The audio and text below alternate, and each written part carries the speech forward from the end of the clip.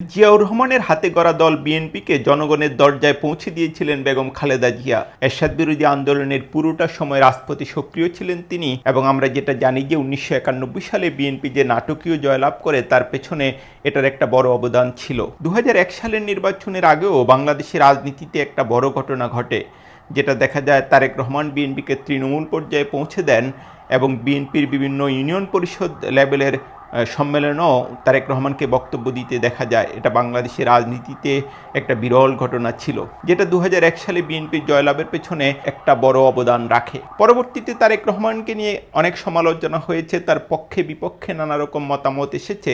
রাজনীতিতে এটা আসলে খুব বিস্ময়কর কোনো ঘটনা নয়। 1/11-এর পর আমরা তার জীবনে বিপর্যয় নেমে আসতে দেখি এবং তারেক রহমানকে এক পর্যায়ে নির্বাসিত জীবন বেছে নিতে হয়। প্রায় 17 বছর ধরে তিনি ব্রিটেনে বসবাস করছেন।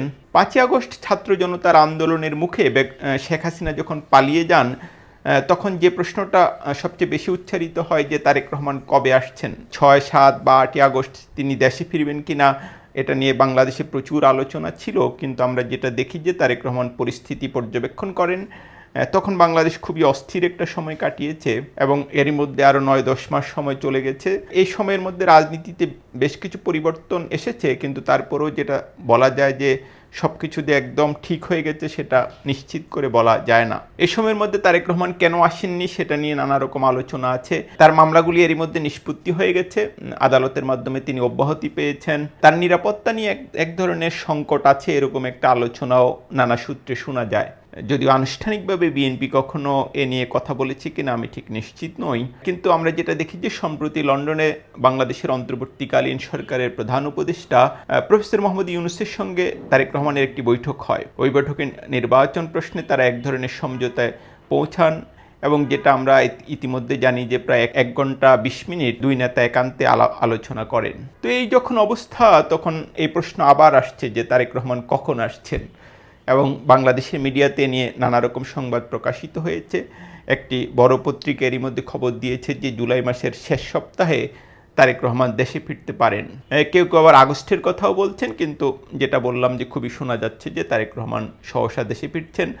বিএনপি স্থায়ী কমিটির সদস্য সালাউদ্দিন আহমেদকে একটি টিভি চ্যানেলে সাক্ষাৎকারে জিজ্ঞেস করা হয়েছিল যে তারেক রহমান কি 3 মাসের মধ্যেই দেশে ফিরছেন কিনা।